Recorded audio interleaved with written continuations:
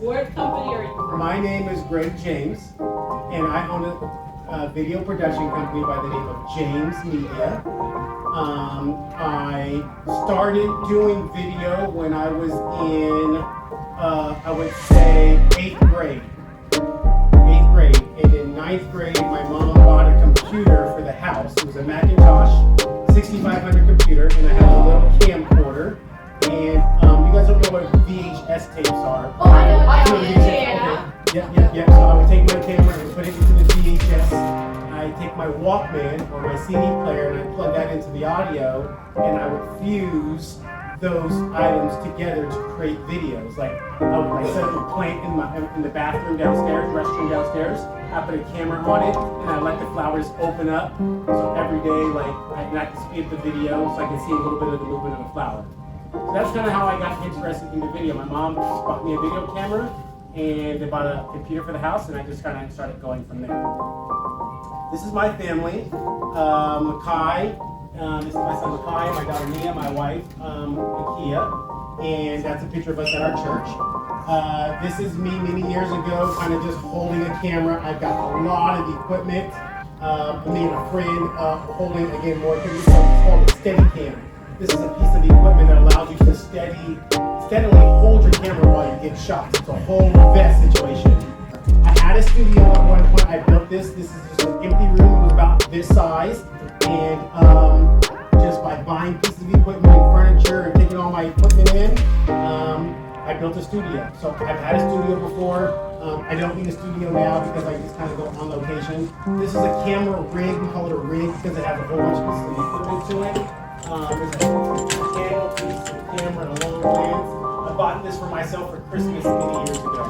I literally bought it, put it in front of the Christmas tree, and I bought my own Christmas tree.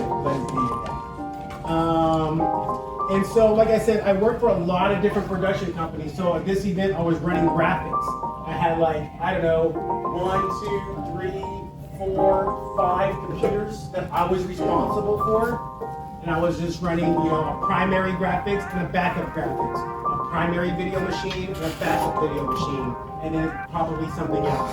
Okay, so a lot of responsibility, not a lot of time to be on your cell phone and playing around and talking. You gotta be on it. I met a lot of people. Do anybody know who this is? Deion Sanders. Yeah, I've met Deion Sanders. This is you probably don't know him. This is another famous guy. He's an owner of Black Magic. He's the CEO of a company that makes a lot of production equipment. I've worked at YouTube. I worked at YouTube for about a week. It was a really awesome experience. I didn't have pictures. I didn't think that was necessary of their cafe. Like you work at Google and YouTube, and it's just it's really cool. It's almost kind of like you guys' campus. You guys have that little meeting, a quiet pod there. You have a little meeting space over there, and it's really colorful and bright and really cool experience. I just really enjoyed working at the YouTube office. This was their production studio, one of their production studios in the back room. I've done a lot of stuff with Google and Google Meetings. Let's see here.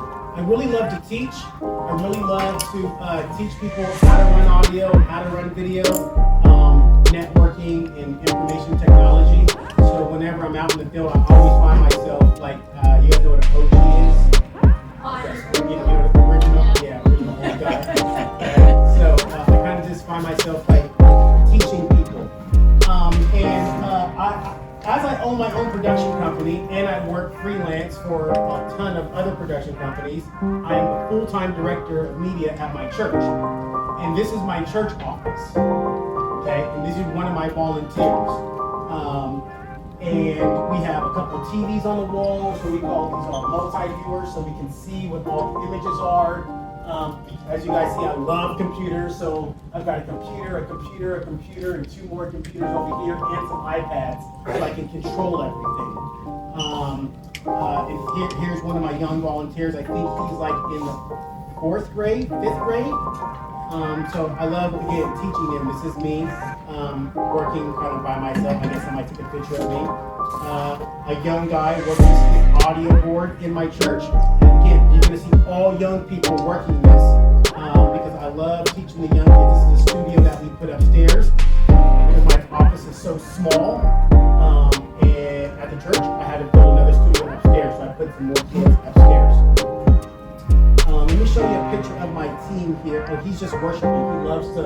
you can see his hand, but he loves to worship and work at the same time. Let's see here. These are some of the guys on my team. Some of these guys are high schoolers, probably a couple seniors and juniors now. I took them all out to eat. They love Wingstop. They love to eat. So, you like Wingstop? You just want to look at the Wingstop cups for just a little bit more? Okay, cool. Again, I work a ton of production companies for companies. So this was another event.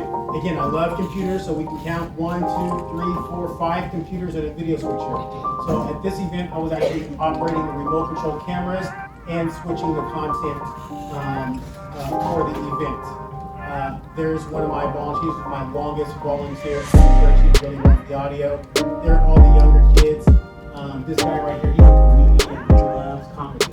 So I just pointed him out. But yeah, this is the video room, and these are my volunteers. And every Sunday, they're on it and they're here. So along with when we're out working, it's not always just like technical. You have to get the equipment in the room, just like we loaded in. We call that loading in. I had to walk all the way from the parking lot. Young man helped me. Thank you so very much.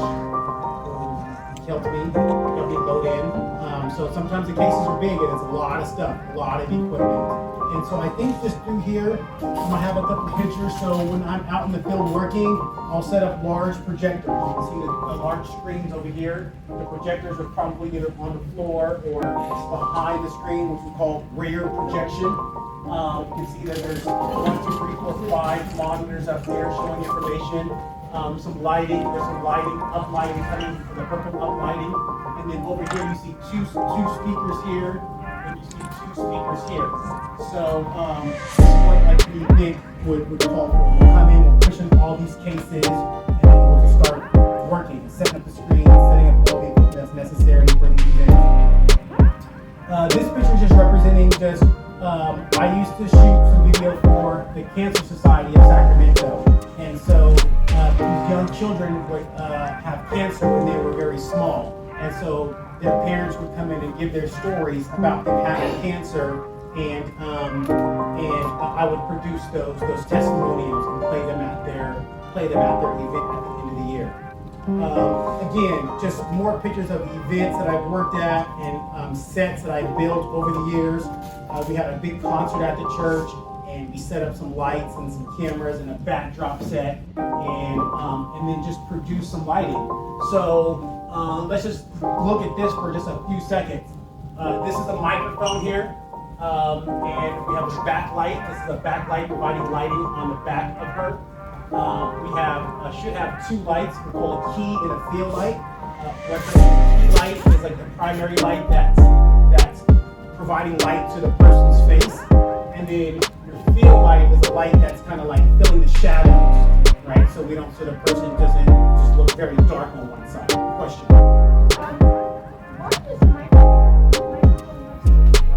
Oh, great question. I love that you asked that. Was a great question. That's a great question. Because it's called a dead wombat. Let's go to this dead wombat. I'm not in the right mode. Let me switch this screen up to. I'm a little scared. Let me switch this screen up to a different way so I can see when I'm actually clicking. I'm just clicking through this blindly. I'm talking very fast. I have a lot of information. I want to make sure. They're giving you a drum roll.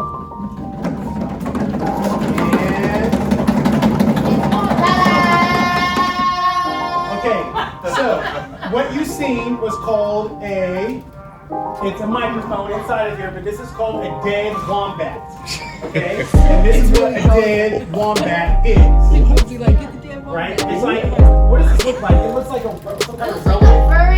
A furry rodent. It looks like a small bear. It's like a mouse. Yeah, it's like a big mouse. It's called a wombat. And so that's what you've seen in that photo. That's supposed to keep the wind down. There's no wind inside, right? So I didn't need it. But I think it was a new item, and I just kind of had it on there.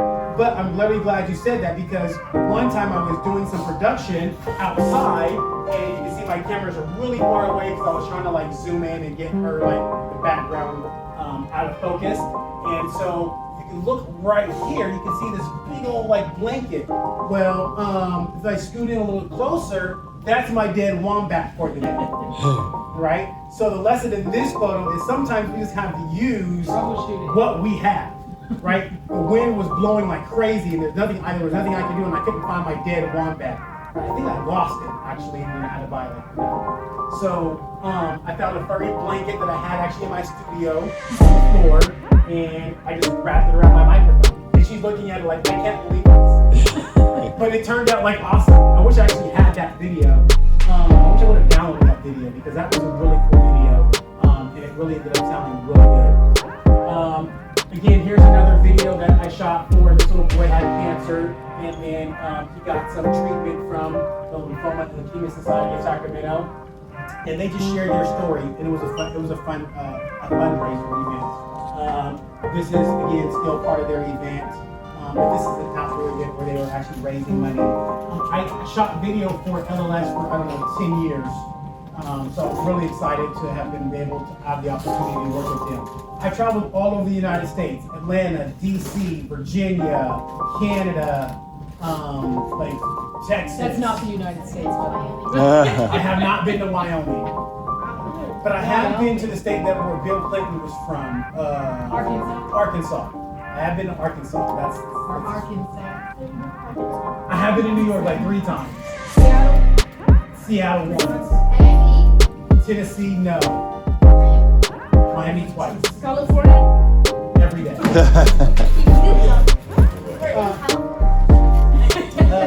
Again, just another set, couple lights. I think the client provided some lights, so I just put them in the best place possible. Can't travel with my camera, my tripod, and my monitor. So we're at 4:40. Okay. You want to start some of the equipment? Yeah. Oh, wow. I know it goes fast. Trust me, we learned Yeah, that. it was going super fast. Okay, before we get into some equipment, let's talk about composition. We are going to talk about the rule of thirds. Rule of thirds. This is the top thirds. Yes. I want to. Okay. What is this? So that's the rule of thirds. This is the rule. What is this area? This is like The top thirds. This area. the middle thirds. Middle thirds. And this area is The lower thirds. lower thirds. What is this area? The The left thirds. left thirds. The middle thirds. And the right thirds. Okay. And her eyes are on the right at the top of the third, right? So I think the left eye Right? is So this shot is okay. It's a little bit boring. I mean, it is what it is. That's the way she set up. But on this picture here, we can see that the composition is she set up on this side of the thirds. So this is a cinematic look because we have all this space over here, right? So you really want to put your subject on a third, standing on a third if possible, and then their eyes at the third, right? And so we can see some more of that like by this picture here. So this is a very cinematic picture because her eyes are spot on where they're supposed to be, and there's all this open space over here, right? Why is that so important? Yes. Why is that so important? Well, it's a rule that I've been taught from Chuck, and we put me on spot. Well, I don't Like know. getting quality pictures. Well, yeah, you can get balance in yes, the shot. the balance in the shot, a quality picture. It gives, for me, it gives a cinematic look. It's just not just putting. If we just put her in the middle of the picture, she's just boring. It gives like a weird look. Line of sight. And a lot of these things I just do because I've just been doing it so naturally, and I don't even know why I do them. They're just ingrained in me, right?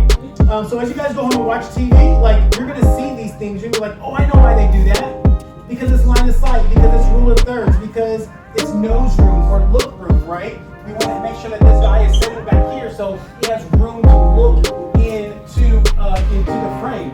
We also have headroom. We wouldn't want to have the shot coming here because we'd be cutting off his head. And we wouldn't want it way up there because there's a lot of negative space that is not important to us. 1 second. Explain this to you. This is called an easy rig. Okay, and this is a backpack that holds your camera equipment for you. So you can shoot all day. Last week I was in Texas and I had to shoot what we call B-roll. Anybody know what B-roll is? What about A? What about A content? No? Okay, so B-roll is the extra content. B-roll is like me just getting a picture of her of just watching me. So the A-roll, the A content or primary content would be the camera on me because I'm the presenter. It's kind of stuff that supports what's going on in the main project. So it's like evidence to a claim. Yeah, time is a ticket here. It's really cool that monitor. Yeah. There. You are. You mean like Yes, we that monitor Is it heavy? No, it's not heavy at all, is it? This helps because it stabilizes our camera just a little bit, and the cameras get really heavy. So this item allows us to like focus on our shot and not have to be concerned about holding the weight for our camera. The cool thing about this is that he can bring it down, pull it down even more. Okay, and then let go of it. What if I let it go? Will it go off? It just stays right where it's supposed to stay. Oh wow, so no dropping cameras anymore. No dropping cameras anymore, right? That's good for my This is a camera. I'll explain everything that's here. This is a camera, right? The camera's sitting on top of an electronic gimbal, and then we have a monitor here so you can see what he's shooting. Why does he look like that? Now get a clip of that. Nah, bro. Nah, bro.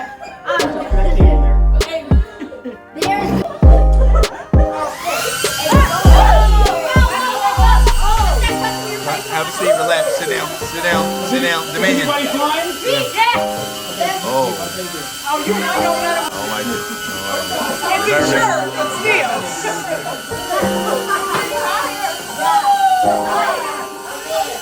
Let it hit the ceiling. I'll fly for you first. There we go. Yeah, I like that better. Okay, you want somebody else to wear the headset? You want to fly it? Okay.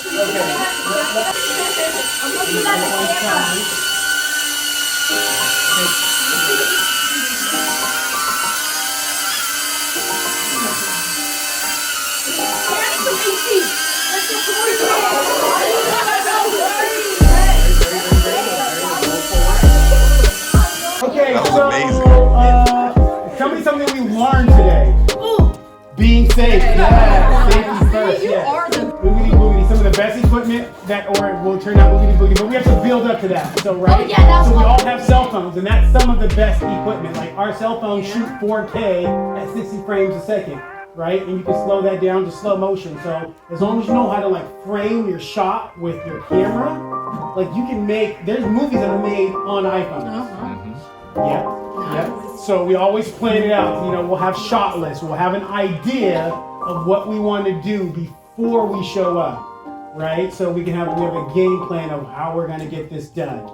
Anything else? Anybody else? Well, I want to thank you guys for having me and for letting me come to your class today. I really appreciate it.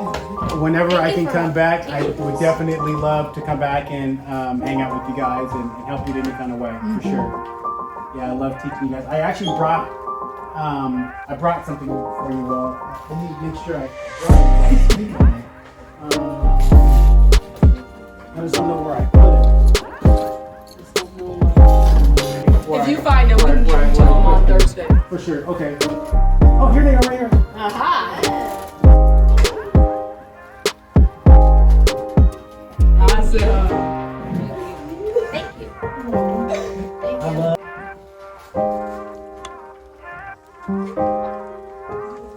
Just don't put it on your mom's refrigerator unless you get permission. Put it on like Or car. put it on something that belongs to you. And if you have questions, you ask first. No promises. No, you don't put the Thank you. I'm gonna put this on my bingo board. I can tell Mr. Foreman, everybody I know. All right, and go ahead, action. And now I have Mr. G with us. So just you're focusing on him. You don't look up here at all. Just talking. Just go ahead and ask some questions, have a conversation. You focus. You turn that way. Go ahead. So what got you into recording? What got me into recording is my parents. They bought a computer and gave me a camera, and I just fell in love with recording. Interesting. What was your first experience like? How did you feel? My first experience was very rewarding to be able to actually accomplish my project. I put a camera in the bathroom and I watched the plant grow, and I just fell in love with video. What? How much hard work do you think you put in over the years? I put a lot of hard work in. Hard work, dedication, and commitment. It takes a lot of hard work. I watched a lot of YouTube videos. I watched a lot of people work, and that gave me the knowledge to be able to create good video. Do you think if you didn't put in all that hard this far? Oh, no, not at all. It takes hard work. It takes a lot of hard work, and you have to really want to do it.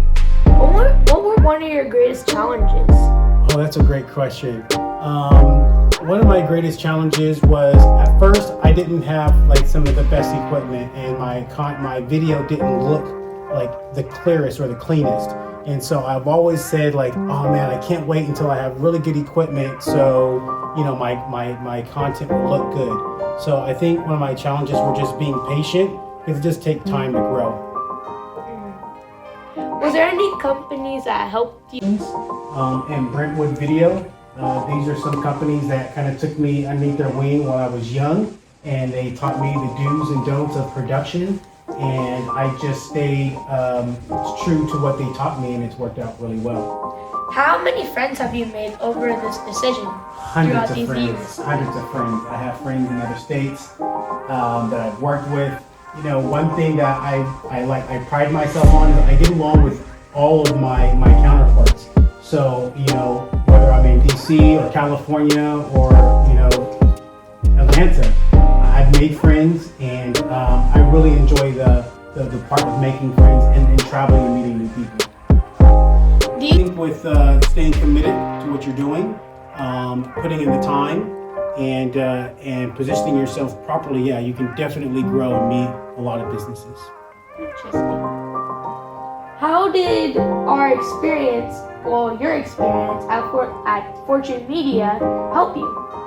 Or made you understand our class? Yeah, it allowed me to understand that there's more kids who want to learn media. And I love teaching, and I thank you for the opportunity of having me here. And I can't wait to come back to teach you guys more and to work with you and to allow you to grow.